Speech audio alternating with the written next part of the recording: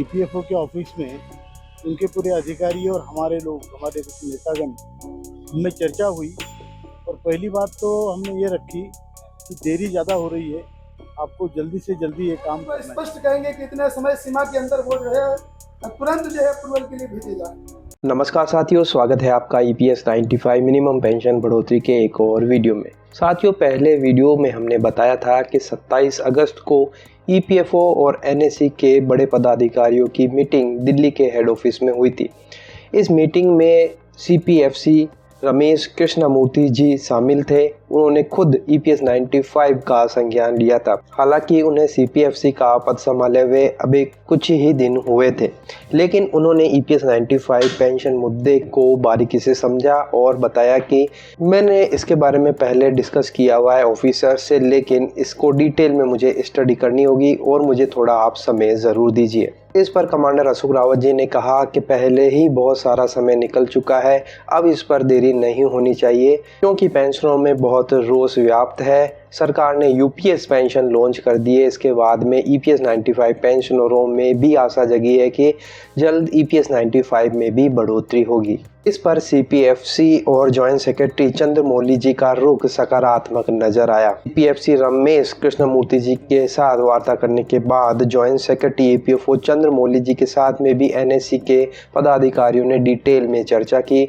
और फिर final conclusion निकला कि 15 दिन के बाद में फिर से एक अहम बैठक की जाएगी। साथियों, यहाँ पर आपको बताते जो CPFC रमेश कृष्णमूर्ति जी हैं वो श्रम मंत्रालय में भी कार्यभार देखते हैं और अब उन्हें CPFC का भी पद मिला है। तो जो दोनों ही विभाग है वो रमेश कृष्णमूर्ति जी के अधीन ही है। जहाँ श्रम मंत्रालय में संयुक्त सचिव आलोक मिश्रा जी है वो भी रमेश कृष्णमूर्ति जी को ही रिपोर्ट करते हैं और EPFO में जॉइंट सेक्रेटरी चंद्रमौली जी भी रमेश कृष्णमूर्ति जी को रिपोर्ट करते हैं। अब दोनों तरफ से किसी भी तरह का कम्युनिकेशन गैप नहीं होना चाहिए क्योंकि दोनों का ही कार्यभार रमेश कृष्णमूर्ति जी ही देख रहे हैं। साथियों, इसको लेकर कमांडर अशोक रावत जी ने खुद बताया कि किस तरह से EPFO और CPFC के साथ में NSE दल की मीटिंग हुई, क्या क्या डिस्कशन हुआ और क्या निकल कर आया। 30 तारीख को ही बुलाया था, 31 को।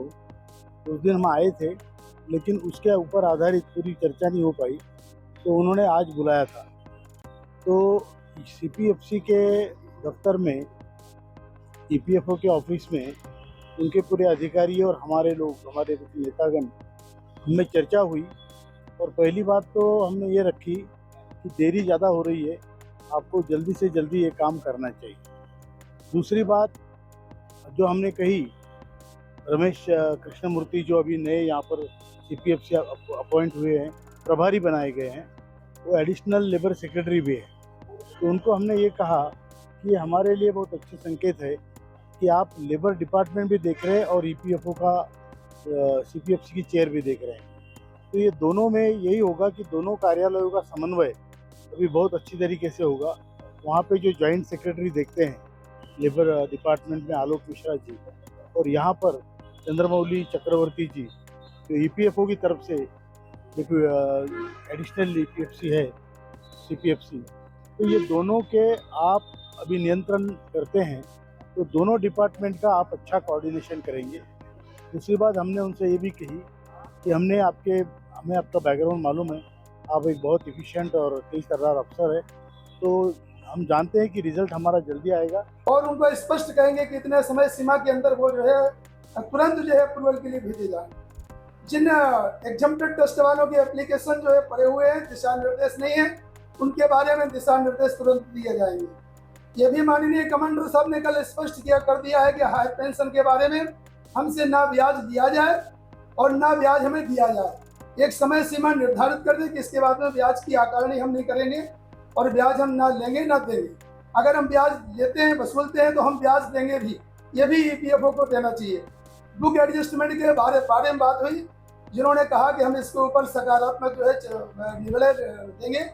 और माननीय श्रम मंत्री जो हमें बताया गया है CPFC महोदय की ओर से, जो एडिशनल सेक्रेटरी भी हैं लेबर डिपार्टमेंट में, ये बहुत अच्छी बात है। कल भी आपने कमांडर साहब ने आपको ब्रीफ किया था कि वो दोनों जगह वही अधिकारी हैं। पेंशन विभाग में जो संयुक्त सचिव उनके अंडर में काम करते हैं, और लेबर मिनिस्ट्री में, और यहाँ CPFC खुद ही है।